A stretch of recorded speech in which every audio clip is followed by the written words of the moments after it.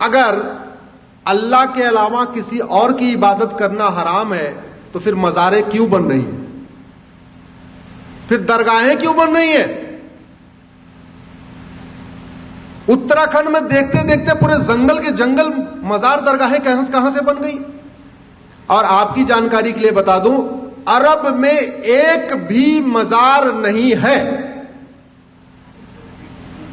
अरब में एक भी दरगाह नहीं है, और अरब में एक भी पक्का कब्रिस्तान नहीं है। इसलिए नहीं है क्योंकि बुत परस्ती, किसी भी और के सामने सजदा करना, किसी भी और के सामने सर झुकाना, यह हराम है। अब मजार में लोग सर झुकाते हैं कि नहीं, दरगाह में झुकाते हैं कि नहीं?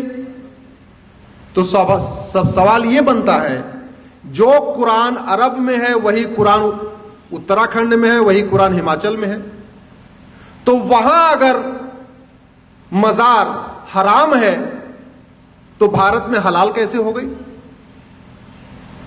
अगर अरब में दरगाह बनाना हराम है, अरब में एक भी दरगाह नहीं है, तो भारत में इतनी दरगाहें कैसे बन गई और क्यों बन रही हैं? अगर अरब में एक भी पक्का कब्रिस्तान नहीं है, यह भी आपको जानकारी के लिए बता रहा हूं, बड़े बड़े शेख जिनके घर में सोने की प्लेट होती है, सोने का चम्मच होता है, अरबपति खरबपति हैं, उनकी भी कब्र पक्की नहीं होती, क्योंकि पक्का कब्रिस्तान भी हराम है।